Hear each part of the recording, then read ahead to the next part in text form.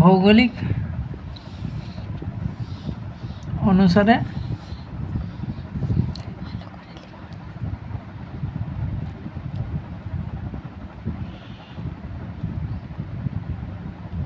Philosophy. ভৌগোলিক অনুসারে philosophy কয় প্রকার? 2 প্রকার। এক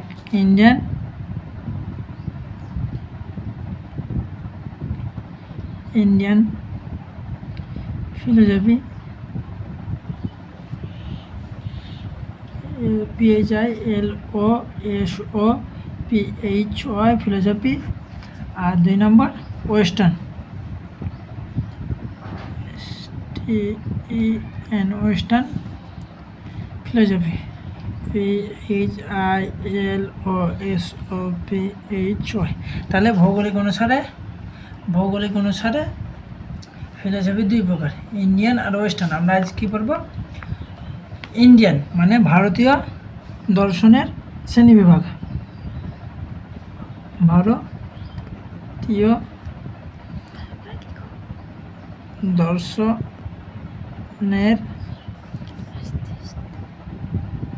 ভারতীয় দর্শন, এটা ঠিক আছে, ভারতীয় দর্শন। আমরা কী করবো? ভারতীয় দর্শনের শ্রেণীবিভাগ। তাহলে ভারতীয় দর্শন প্রথমত ক ভাগে বিভক্ত? 2 ভাগে। এক কি? আস্তিক, আস্তিক। 2 নাস্তিক, নাস্তিক। এবার আমরা বুঝি আস্তিক কাকে বলে। আস্তিক কাকে বলে? সাধারণভাবে আস্তিক বলে ঈশ্বরে বিশ্বাসী, সাধারণভাবে আস্তিক।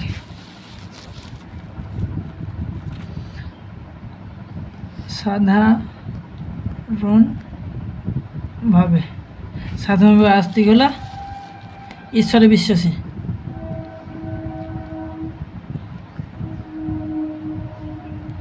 ঈশ্বরে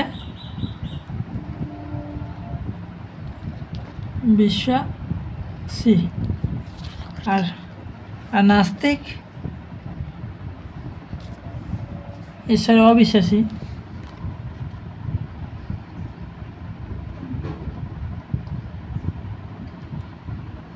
তাহলে কী হলো? সাধারণভাবে আস্তিক ঈশ্বরে বিশ্বাসী, আর নাস্তিক সাধারণভাবে ঈশ্বরে অবিশ্বাসী। বোঝা গেল? বুঝতে পারলাম? এবার দর্শনের হিসাবে আস্তিক নাস্তিককে, দর্শনে আস্তিক নাস্তিক 2 ভাগে ভাগ করছে। তো দর্শন হিসাবে ফিলোসফিতে আস্তিক কি? ভারতীয় দর্শনে বেদে বিশ্বাসী। এই আস্তিক কি হলো? বেদে বিশ্বাসী মানে বৈদিক, আর নাস্তিক হচ্ছে অবৈদিক। এই পাশে লিখলাম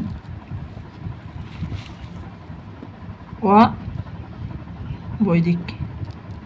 বোঝা গেল? দর্শন হিসাবে কি?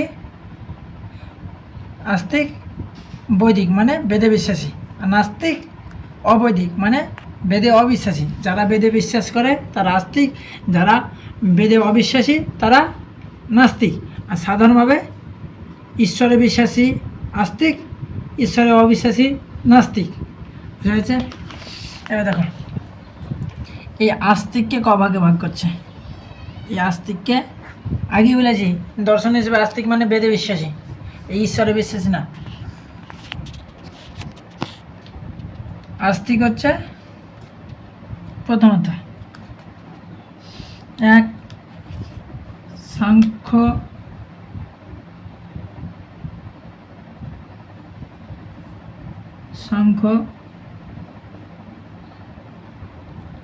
2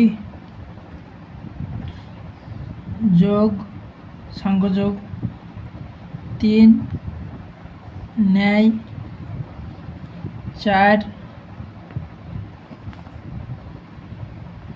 বৈশেষিক,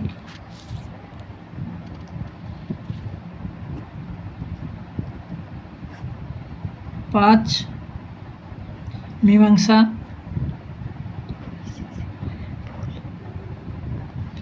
6 ছয় বেদান্ত।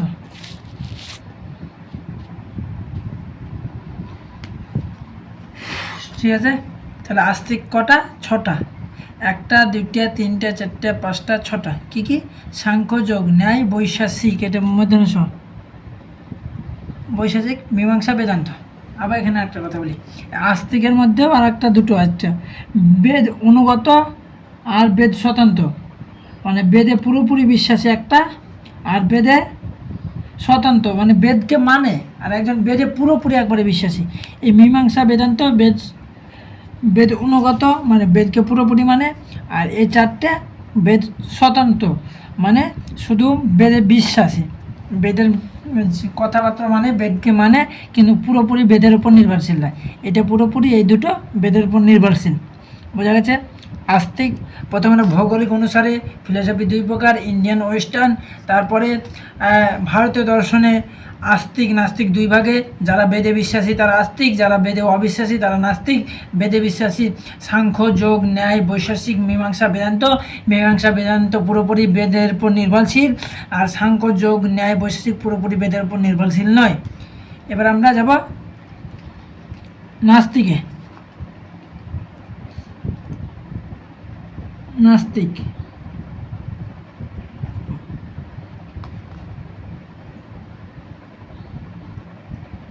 অবৈদিক, যারা বেদে বিশ্বাসী নয়। এটা কি? এক, চারবাক, দুই বৌদ্ধ, বুদ্ধ করে আমরা সবাই, এটা বৌদ্ধ। তিন জৈন। ঠিক আছে, নাস্তিক মানে বেদে অবিশ্বাসী। এর মধ্যে এই চার ভাগ হচ্ছে চরমপন্থী,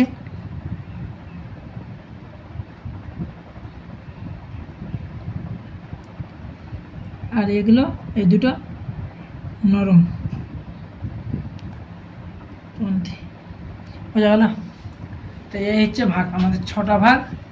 আস্তিক নাস্তিকের দুটো, তারপরে সাংখ্য, যোগ, ন্যায়, বৈশাসিক, মীমাংসা, বেদান্ত ছটা, নাস্তিকের তিনটে, মোট হচ্ছে নটা। এই নটা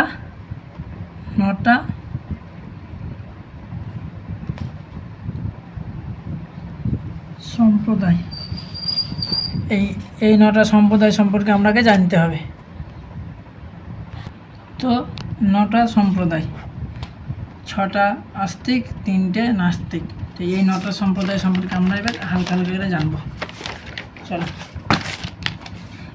আজ আপাতত তিনটে জানি, যে তিনটে নাস্তিক তিনটে জানি আমরা, চার ভাগ।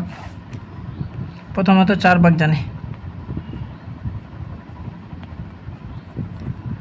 চার ভাগ সম্পর্কে বেসিক জ্ঞান আমরা জানবো। এবার চলো শুরু করি। তো চার ভাগ দর্শনের প্রতিষ্ঠাতাকে?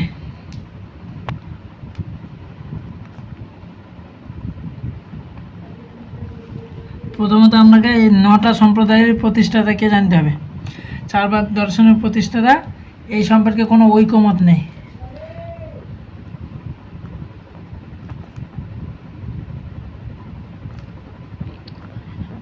কোনো ঐকমত নেই মানে চার ভাগ দর্শনের প্রতিষ্ঠাতা সম্পর্কে কারো ধারণা নেই বা জানা নেই।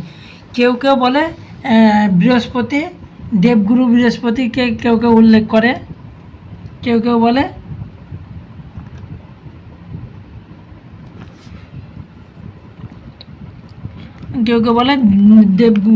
দেবগুরু বৃহস্পতি।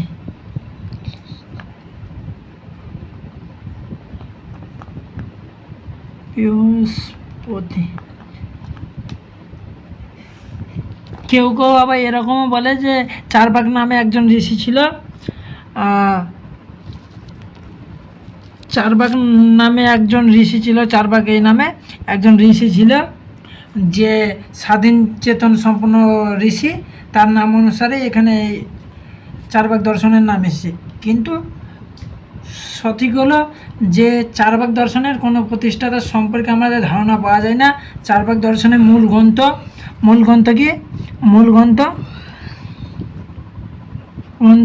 চার্বাক দর্শনের মূল গ্রন্থও আমরা পাই না, মূল গ্রন্থও নেই। বোঝা গেল?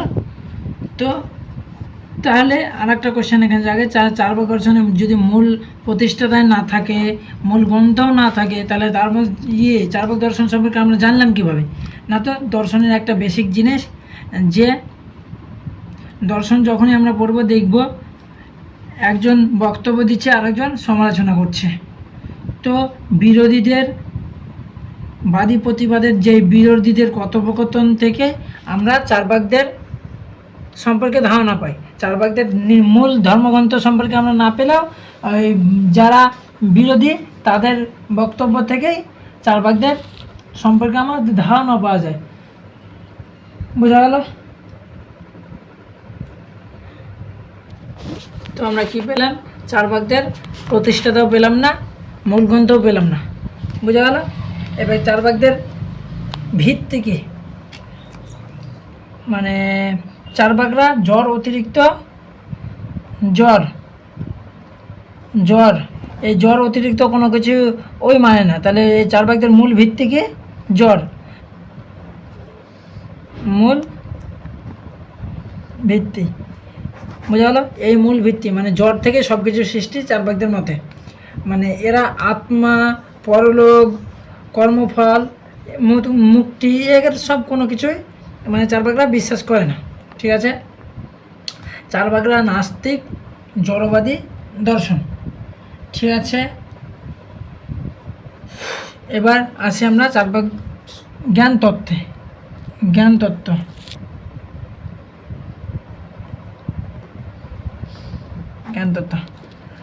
জ্ঞান তত্ত্ব পড়তে গেলে আমরা পাবো চার্বাকরা প্রত্যক্ষে একমাত্র প্রমাণ মানেন। প্রত্যক্ষ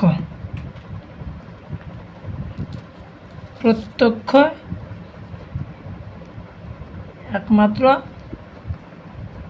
প্রমাণ। চার্বাকরা প্রত্যক্ষ অতিরিক্ত প্রমাণ মানে না। প্রমাণ কি? যদি কোশ্চেন করি, প্রমাণ কি? জ্ঞান লাভের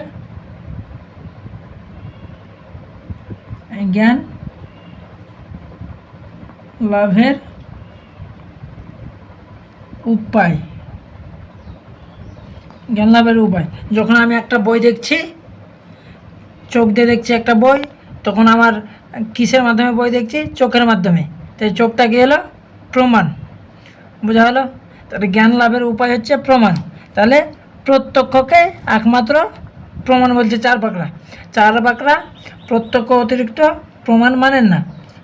আগে বললাম চার্বাকরা জড়বাদী, চার্বাকরা নাস্তিক, চার্বাকরা ইন্দ্রিয় অতিরিক্ত।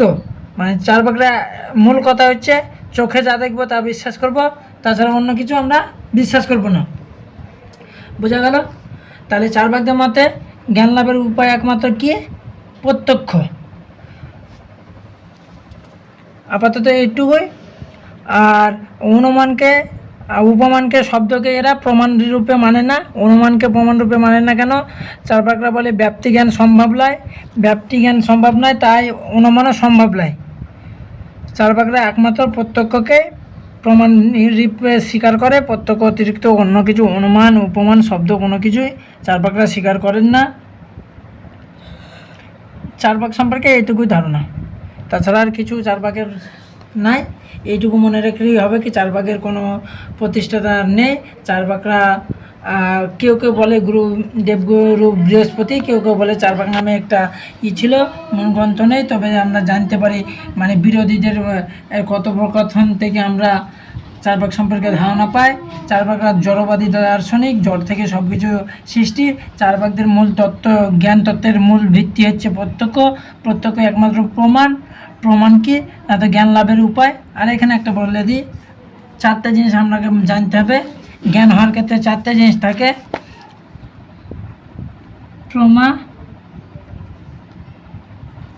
প্রমাতা,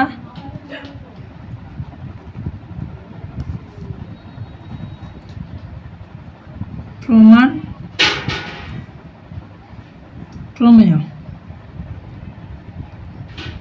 একটা জ্ঞানের ক্ষেত্রে, জ্ঞান হওয়ার ক্ষেত্রে এই চারটে জিনিস প্রয়োজন জ্ঞানের ক্ষেত্রে। জ্ঞানের ক্ষেত্রে এই চারটে জিনিস প্রয়োজন। কি? প্রমা, প্রমা হচ্ছে যথার্থ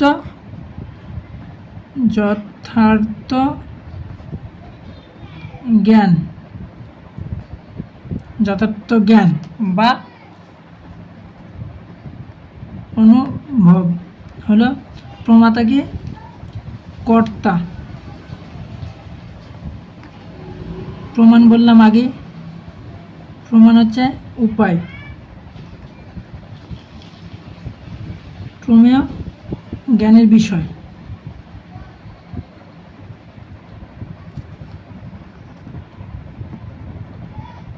তাহলে কি আমরা বললাম? জ্ঞান হওয়ার ক্ষেত্রে চারটে জিনিস প্রয়োজন। একটা প্রমা, প্রমাটা প্রমাণ, প্রমেয়।